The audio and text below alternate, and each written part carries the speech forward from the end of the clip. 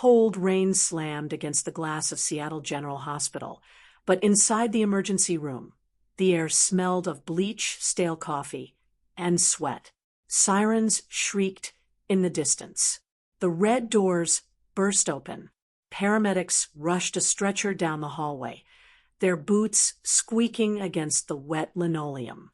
Sarah Jenkins gripped the iron rail of her medication cart. Her knuckles turned white. A stray drop of blood splashed near her shoe. She did not flinch. She was 42, wearing a faded navy scrub top with frayed sleeves. Her eyes were sunken, dark circles etched deep into her skin. She had been on her feet for 14 straight hours. Every muscle in her back throbbed. This was her night shift, but to understand how she ended up standing in the shadows of this cold room, we must look back 23 years to the night that changed everything. 23 years ago, the rain fell just as hard. Sarah was 19, stranded in a tiny apartment with empty cupboards and a stack of unpaid bills. Mark Miller, her boyfriend at the time, was a long-haul truck driver with a quick smile and hollow promises. That night, Mark packed his vinyl duffel bag. He took the last $300 from her nightstand, money she had saved for rent, and left without looking back. He knew she was 6 weeks pregnant. He did not care. He left her with a cold room, an empty bank account, and a broken heart. When the news of her pregnancy reached her home parish in small-town Washington, the judgment was swift and harsh. The local church elders whispered behind her back. Neighbors turned their faces away when she walked down the street. A pregnant, unmarried teenager was seen as a scandal. But Sarah refused to let their whispers destroy her. She packed her single suitcase and moved to the outskirts of Seattle, where her mother, Evelyn, ran a modest artisan bakery. Evelyn Jenkins was a woman made of iron and flour. Her hands were rough, permanently dusted with white powder, and her apron bore the faint scent of cinnamon and yeast. Evelyn did not ask questions. She did not lecture. She simply pulled Sarah into the warm kitchen, placed a hot mug of black tea in her hands, and said 2 words, "We work." For 2 decades, Sarah lived an invisible life.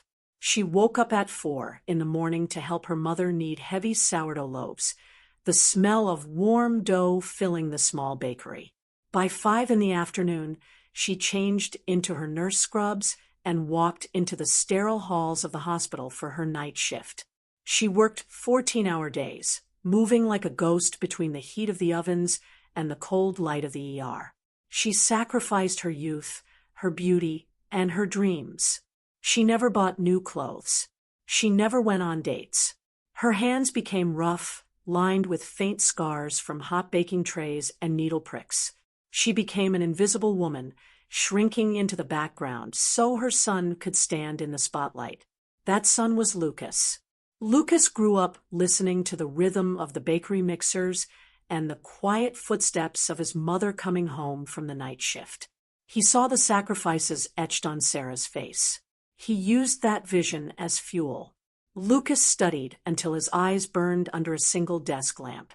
He earned a full scholarship to Stanford, studied computer science, and poured his soul into building a digital health platform called Aegis Health.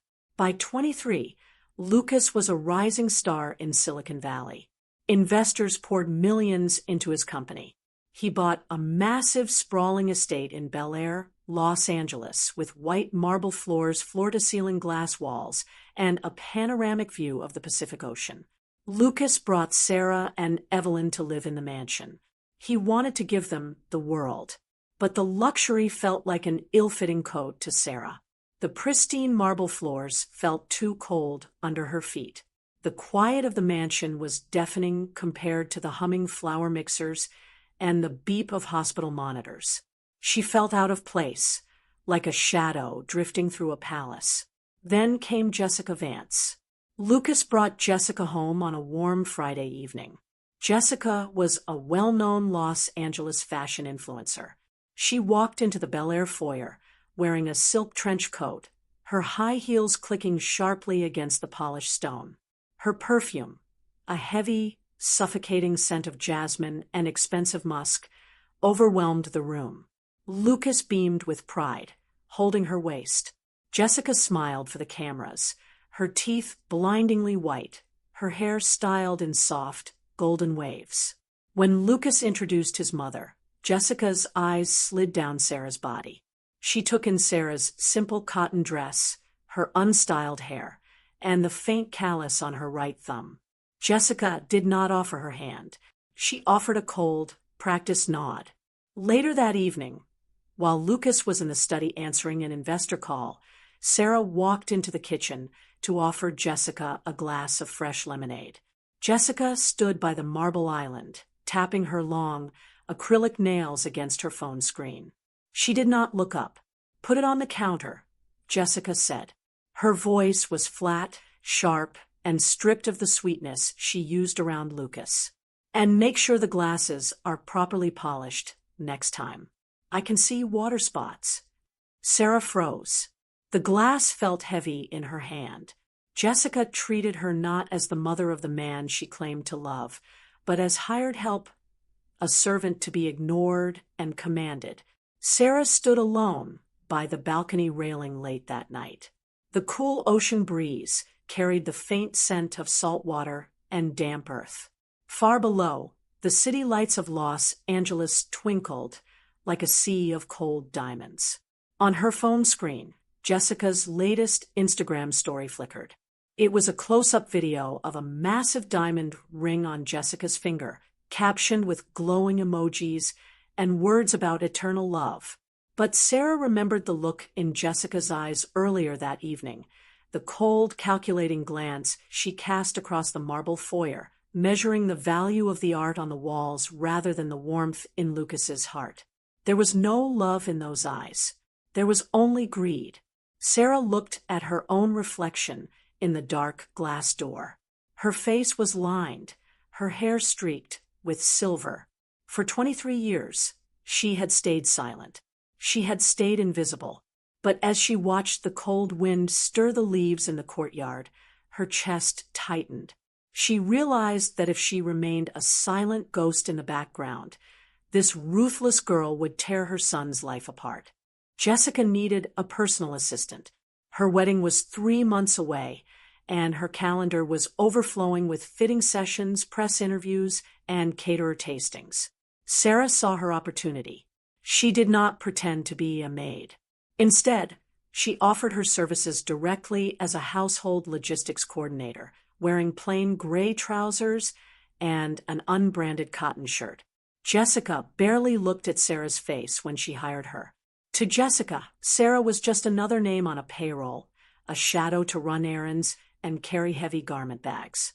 The work was grueling. Jessica demanded absolute perfection. Sarah spent hours folding silk dresses, organizing shoe closets by color, and scrubbing wine stains from silk rugs. The air in Jessica's apartment was always thick with hairspray, scented candles, and the metallic tang of vape smoke. Jessica spoke to Sarah only in commands. "Wash these by hand," Jessica said one morning, tossing a pile of delicate lace garments onto the floor at Sarah's feet. "And do not use scented detergent. It ruins the fabric. If you ruin them, I will deduct the cost from your pay." Sarah knelt on the cold tiles. She picked up the lace, her joints aching from the damp weather, but she kept her eyes down. She listened. She observed. She recorded every word in her memory. On a rainy Tuesday, Jessica sat on her velvet sofa, sipping a mimosa. Her friend, a shallow fashion blogger, sat beside her. They laughed loudly. "What are you going to do with Lucas's mother once the ring is on your finger?" the friend asked, painting her nails with a sharp, chemical-smelling polish. Jessica sneered, tossing her golden hair over her shoulder. "That old woman smells like bleach and cheap bread. The moment the marriage certificate is signed, I am putting her in a nursing home in eastern Washington, somewhere 3 hours away. Lucas will be too busy running the company to visit her." Sarah stood in the hallway, holding a tray of polished glassware. The crystal clinked softly against the wood. Her heart hammered against her ribs, but her hands stayed steady. An hour later, the heavy oak front door opened. Hannah Brooks walked into the foyer. Hannah was 22, wearing a simple navy blazer and flat shoes. She carried a thick leather briefcase containing legal documents for Lucas's trademark filings. She smelled faintly of rain and fresh paper. Jessica stood up, her silk robe rustling. She looked at Hannah's modest clothes with disgust. "You are late," Jessica snapped. "I apologize," Hannah said calmly, wiping her wet shoes on the mat. "Traffic on the bridge was backed up due to an accident." Jessica picked up a porcelain cup of lukewarm coffee from the side table. Without warning, she flicked her wrist. The dark, sticky liquid splashed across Sarah's forearm and hand as Sarah walked past to take Hannah's coat. The hot coffee scalded Sarah's skin. "Watch where you stand, old woman," Jessica barked. "You are in the way." Sarah gasped, pulling her arm back. The red stains spread across her gray sleeve. Hannah's eyes flashed with instant rage. She stepped directly between Jessica and Sarah. She stood tall, her posture rigid. "That is enough," Hannah said. Her voice was quiet, but it cut through the room like a blade. "A designer dress does not hide a cruel heart. She is an elder, and she deserves respect. You do not treat human beings like trash." Jessica laughed, a dry, sharp sound. "She works for me. Know your place, legal clerk." "My place is standing up for what is right," Hannah replied coldly. Hannah turned to Sarah. She took a clean handkerchief from her pocket and gently wrapped it around Sarah's burned wrist. Her touch was soft, her eyes filled with genuine warmth and concern. Hannah did not know Sarah was Lucas's mother. She only saw a woman in pain.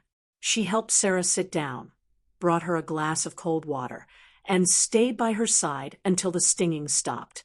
Sarah watched Hannah's eyes. In them, she saw no greed, no malice, only pure kindness. That night, Sarah used her nurse's training. She noticed the small amber pill bottles hidden in Jessica's vanity drawer.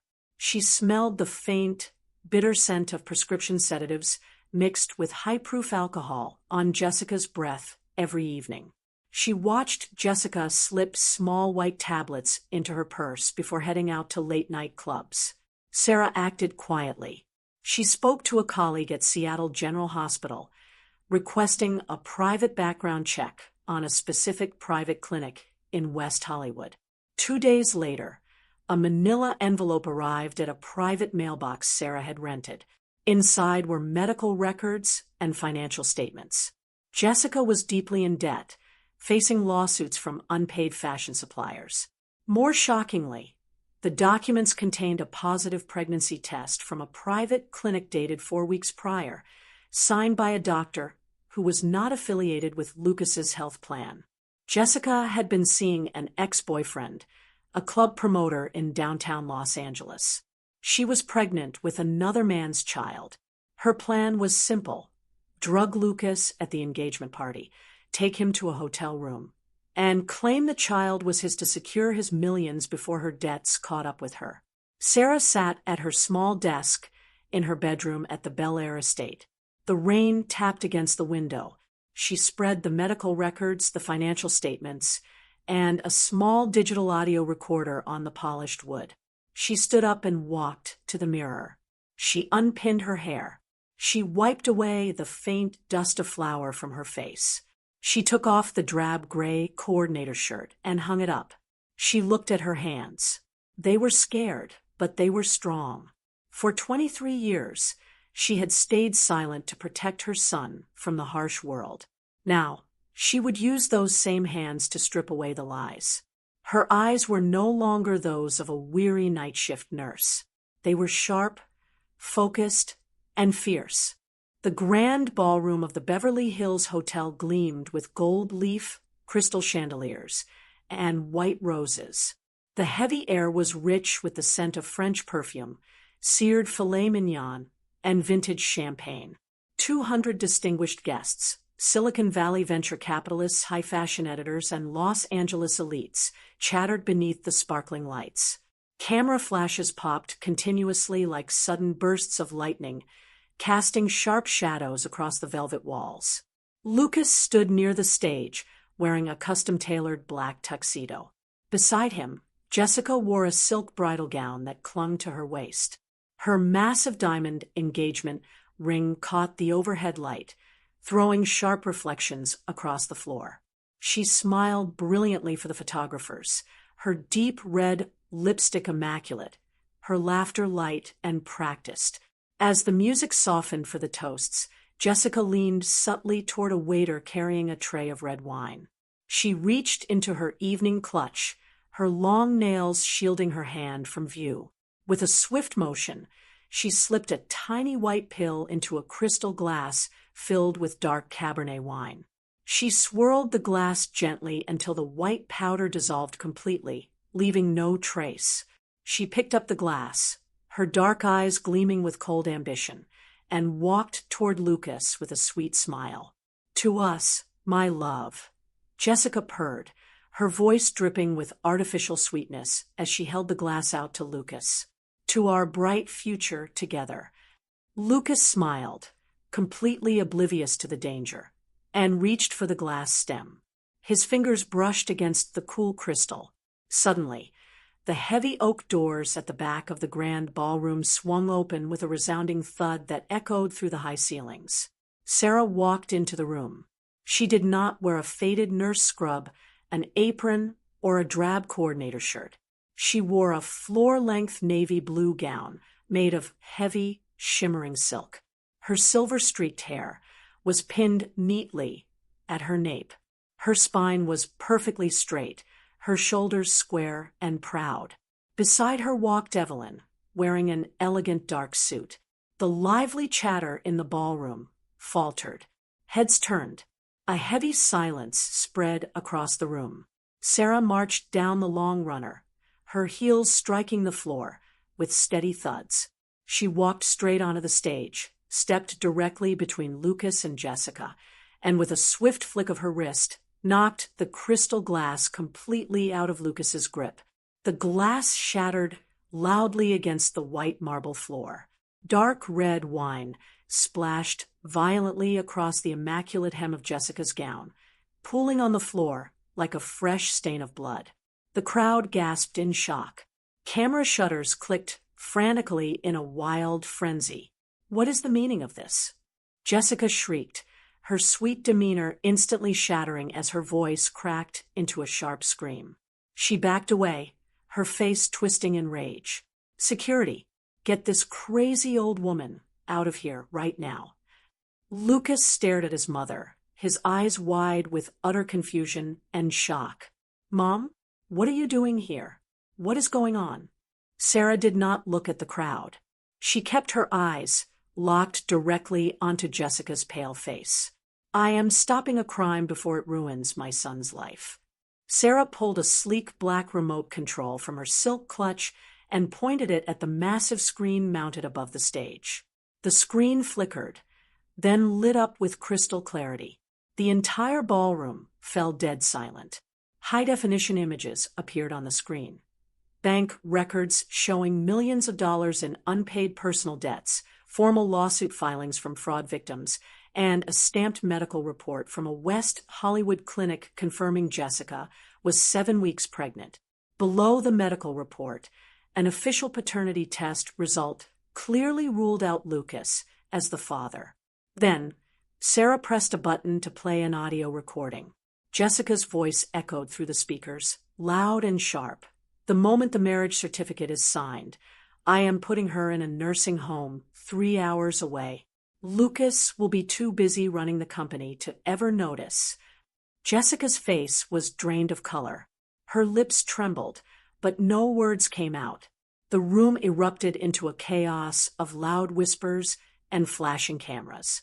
Reporters pushed forward, snapping photos of the incriminating documents on the screen. "You lied to my son," Sarah said, her voice calm, clear and unyielding. You tried to drug him tonight. You tried to force another man's child onto him to save yourself from financial ruin and public disgrace. She's lying. These documents are fake. Jessica screamed frantically, her eyes wild as she looked around the room. I am the bride. You are just a filthy, uneducated old servant. Sarah took a firm step forward. Her commanding presence filled the stage. I am not a servant, Jessica. I am Sarah Jenkins. I am Lucas's mother, and I am the founding investor of Aegis Health, holding 30% of its original equity. The ballroom gasped again in utter disbelief. 2 security officers stepped onto the stage. They gripped Jessica firmly by her arms.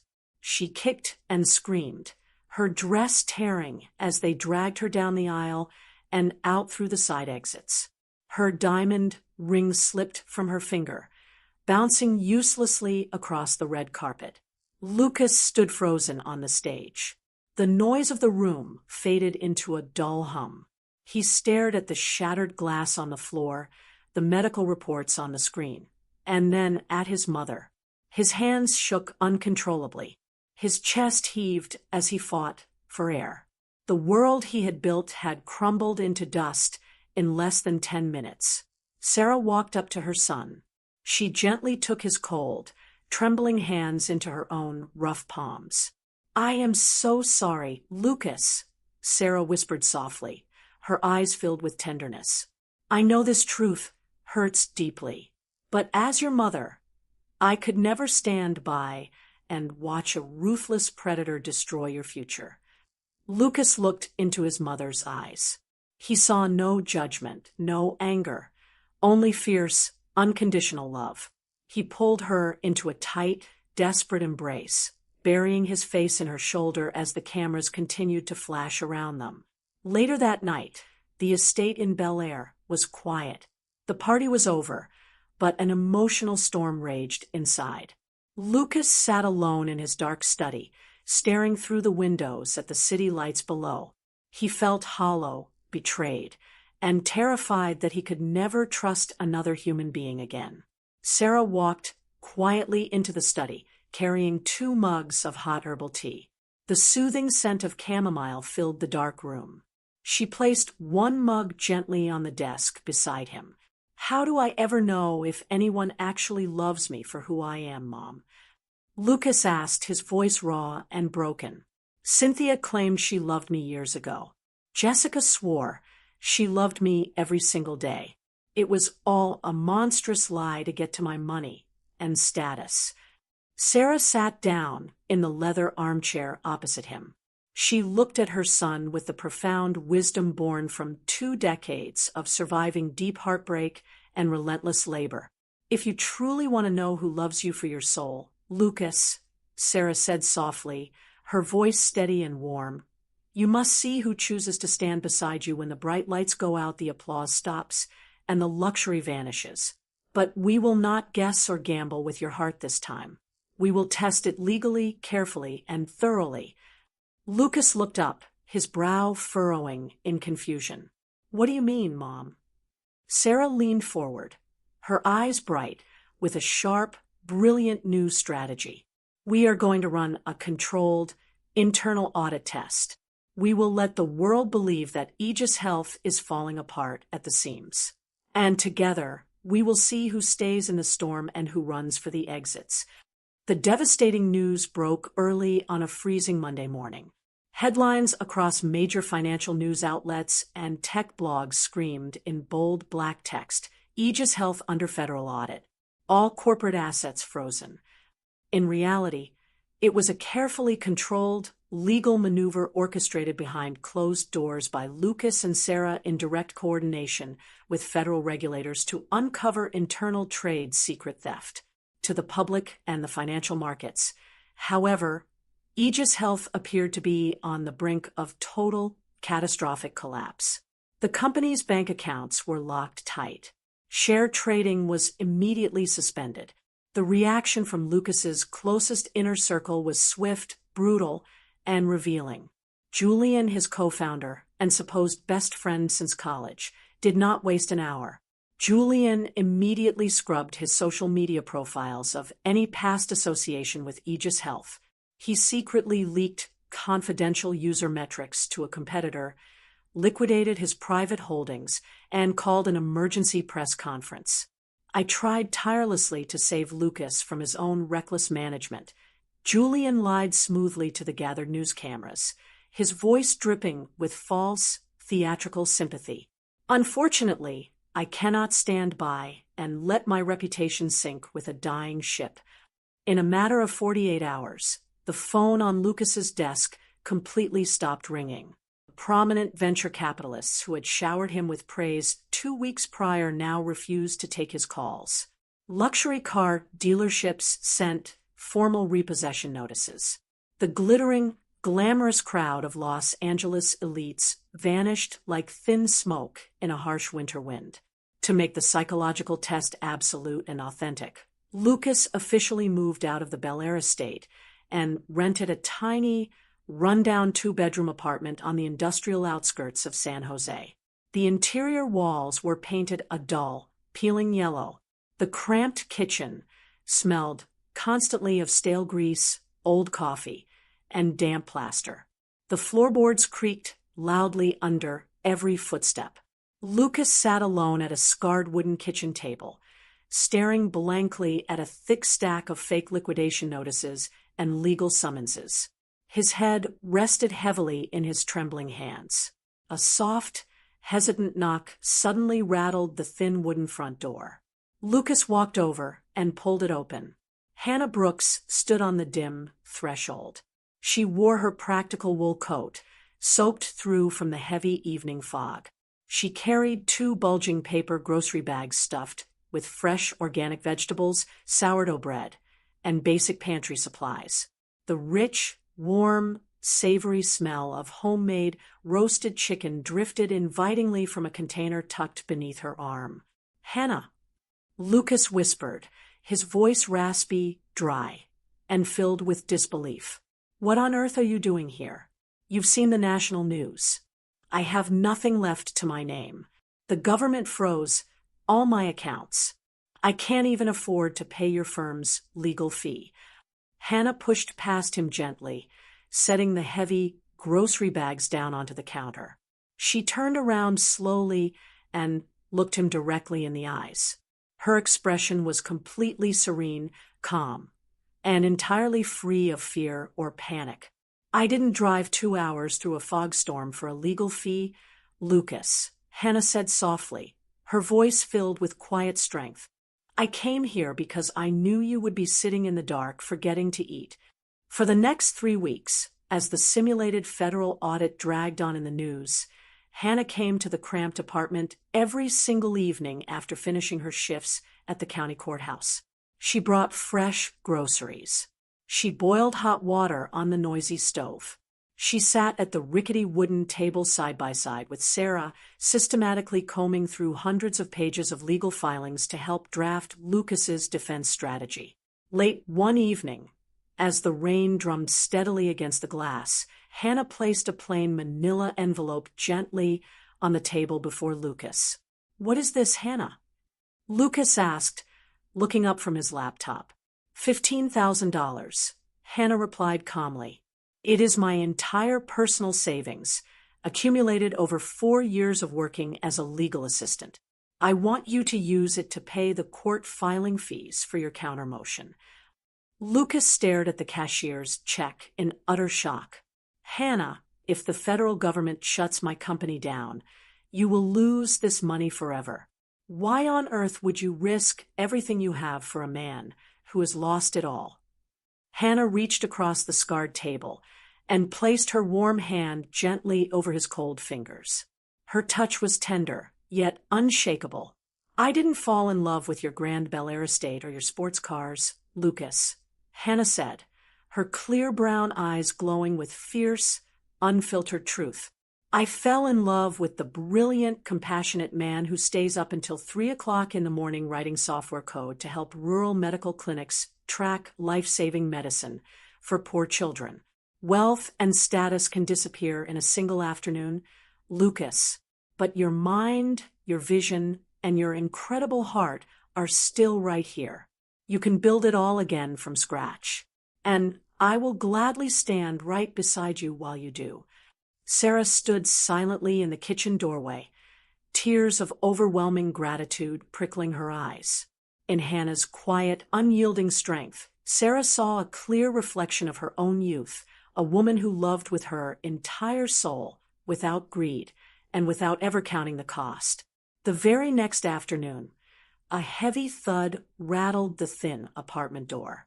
Lucas opened it to find an old, disheveled man standing in the dim hallway.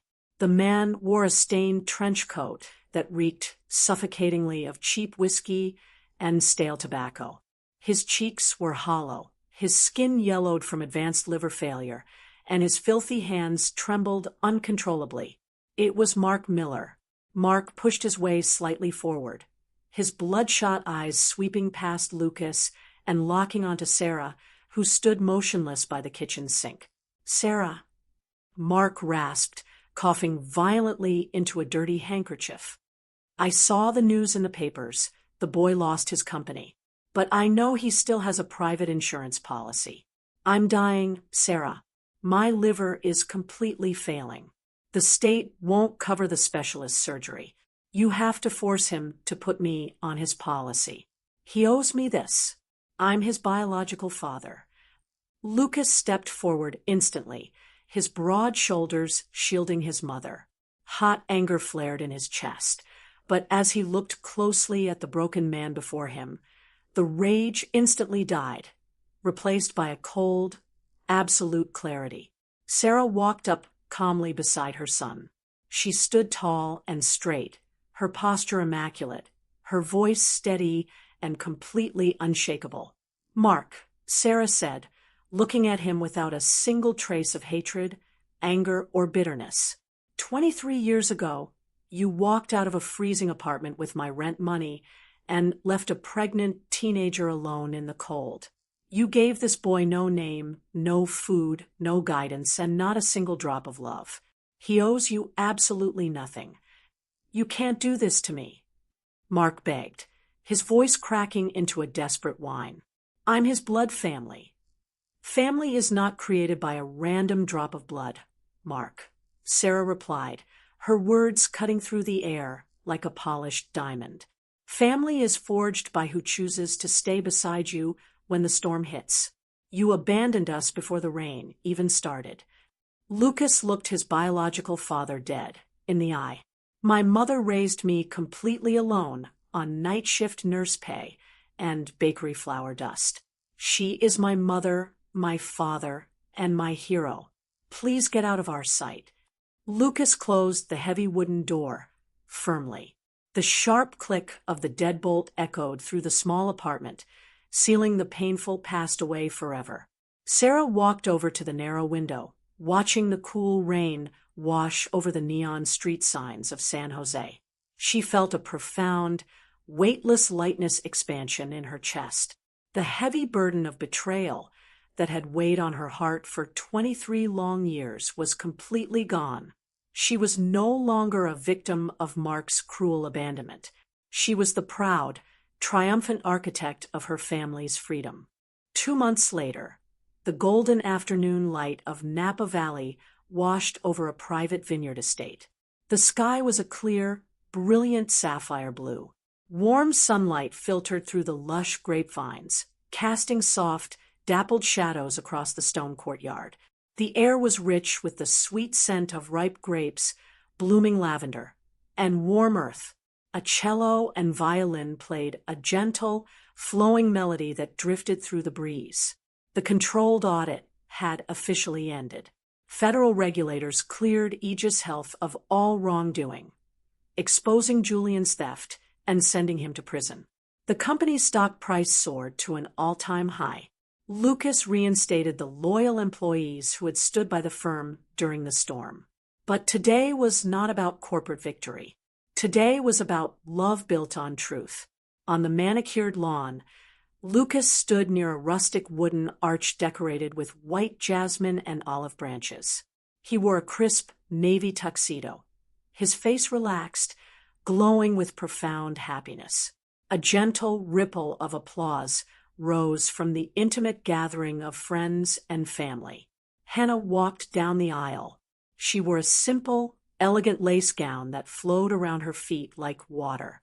She carried a bouquet of wild white roses and eucalyptus. Her warm brown eyes locked onto Lucas, brimming with tears of joy. As Hannah reached the altar, Sarah stepped forward from the front row. Sarah wore a stunning champagne gold silk dress. Her silver-streaked hair was styled in soft, elegant waves. Her skin glowed beneath the afternoon sun, her posture tall, graceful, and proud. She held a small velvet box in her hands. Sarah did not hand over diamond necklaces or expensive heirloom jewelry. Inside the box rested two things: Sarah's old, worn stethoscope from her night shift hospital days, and the yellowed, flour-dusted notebook containing Evelyn's original sourdough recipes. "These are not symbols of wealth, Hannah," Sarah said, her voice rich with warmth and emotion. "This stethoscope saved lives in the dark hours of the night. This notebook built a home out of nothing. They represent hard work, resilience, and unconditional love. Today, I pass them to you as my daughter." Hannah's eyes overflowed with tears. She hugged Sarah tightly, smelling the faint, comforting scent of lavender on Sarah's skin. "Thank you for welcoming me, Mom," Hannah whispered softly. "I promise to honor this family every single day." The officiant spoke words of truth, patience, and loyalty. Lucas and Hannah exchanged vows, their hands trembling with emotion as they slipped plain gold bands onto each other's fingers. "I now declare you husband and wife," the officiant announced. The guests erupted into warm cheers. Lucas pulled Hannah close, dipping her into a passionate, loving kiss as golden rose petals showered over them. As the sun sank lower, the sky turned into a breathtaking canvas of amber, violet, and deep gold, the true golden hour. Tables set with flickering candles and crystal glasses sparkled beneath string lights hung between the olive trees. Glasses clinked softly. Laughter filled the cool evening air. Sarah walked away from the main pavilion, strolling down a quiet dirt path between the grapevines. She held a glass of dark red wine. The gentle rustle of leaves danced in the cool breeze. Evelyn joined her daughter, wrapping a soft cashmere shawl around Sarah's shoulders. The two women stood side by side, looking back at the glowing reception. They watched Lucas and Hannah dancing together under the warm lights, their faces illuminated with pure, unshakable bliss. Sarah took a deep, peaceful breath. The cool evening air tasted clean and sweet. For 23 years, she had carried the heavy weight of betrayal. She had lived in the shadows as an invisible nurse, working double shifts in cold hospital halls to protect her child. She had endured the scorn of a cruel world and the deceit of greedy people. But tonight, there was no anger left in her heart. There was no hatred for Mark, no bitterness towards Cynthia or Jessica, and no regret for the sacrifices of her youth. She had survived the darkest storm. She had transformed her pain into strength, her labor into legacy. She had stepped out of the shadows, claimed her own power, and built a sanctuary of truth for her family. The golden sunlight bathed Sarah's face in a warm, radiant light. She raised her glass toward the setting sun. A serene, confident smile spread across her lips. She was no longer a victim. She was free, proud, and completely whole. You cannot choose where your story begins, nor can you stop the rain from falling on your life. But you always have the power to step out of the shadows, take charge of your destiny, and walk boldly into your own golden hour.